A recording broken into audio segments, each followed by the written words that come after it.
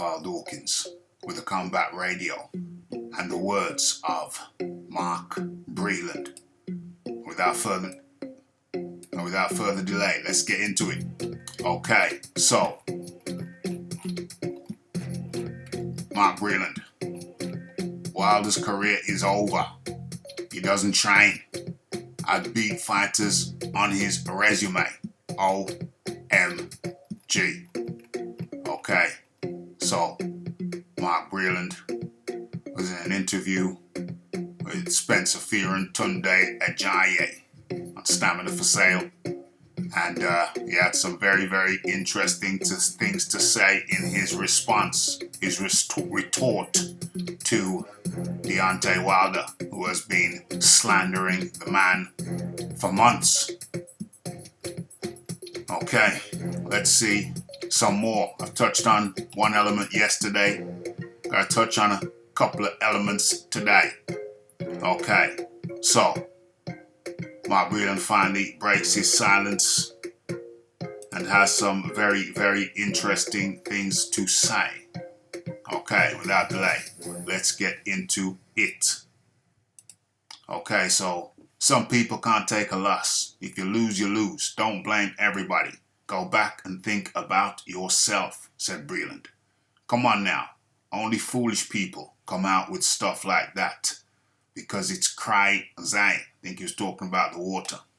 Okay, he was accused of spiking. Okay, so Breland also gave the boxing world a behind-the-scenes look into Wilder's tendencies and preparation habits in the gym. Okay, so Wilder said he don't jump rope, he don't hit the speed bag, and he don't hit the heavy bag. Adding that Wilder doesn't have a jab either. OMG. To fight a guy like him, I would out-jab him. I don't think he'd be able to touch me. I'd put him to sleep. I'm going to knock you out. I'd put him to sleep. The jab can bang that chin and put you down. If I boxed the guys he boxed, I'd beat them. That's just the bottom line. You say he had some good wins? Question mark. A good win. Singular. Just that one against Luis Ortiz. And that was it. OMG. Okay, so Breland said he'd put Wilder to sleep. He don't jump rope, he don't hit the speed bag, and he don't hit the heavy bag. And some people have been blaming Breland for those facts. That he don't hit the speed bag, he don't hit the heavy bag, and he don't jump rope. But clearly, I think what's most likely is that initially they tried to get Wilder to do certain things, probably did those certain things in the early days. And then as time progressed, it would appear, I would surmise, that Wilder got more cocky as he racked up the wins against low-ranking opponents, started feeling himself, started thinking, hold on a second, I'm knocking everybody out. Why I gotta do all this extra stuff? What is the speed bag gonna do for me? What's skipping gonna do for me? What's hitting the heavy bag gonna do for me? You know I got brittle hands. You know, those things would be counterproductive. You know I got this big right. All I gotta do is focus on the big right. That's all I need to do. I don't need to do no skipping. I don't need to do any speed bag work. I don't need to hit the heavy bag and hurt my hands. What I'm going to do is go in there and get these fools out. You can imagine that would have been Deontay Wilder's internal mindset, internal thinking. But you know, those things come back to hurt you. Tyson Fury was the heavier man, but yet he was the one with the more stamina, arguably in both fights. So that not jumping rope, that not using the speed bag, your hand-eye coordination, not hitting the heavy bag, not bumping into the heavy bag, let it swing back at you, block it with your body, with your hands up, and then let rip.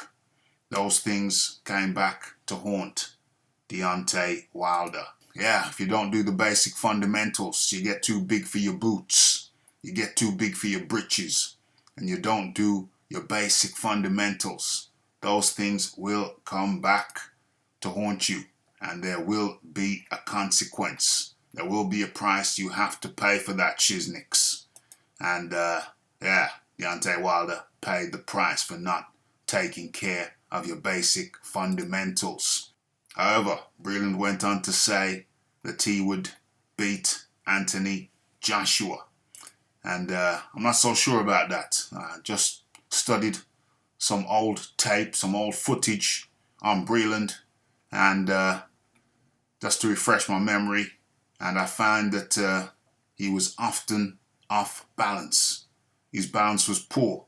He kept the left hand down, leaving him open to the right. And if you look at his weight distribution there, he's all over the place. Weight distribution poor. Breland is in the blue. Look at the center of gravity there. Center of gravity all over the place. Look at the left hand down. No, you open there for a big right, and then it would have been kaboom. You'd have been sleepy, wide open when he throws the body shots. No guard to be seen.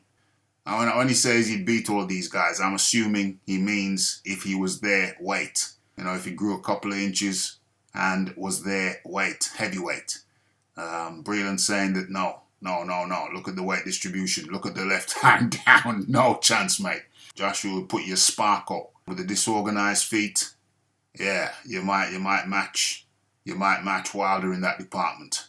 But no, I think Joshua would have rendered you sparkle, me old mucker. Hands down, head always on the center line, rarely off the center line.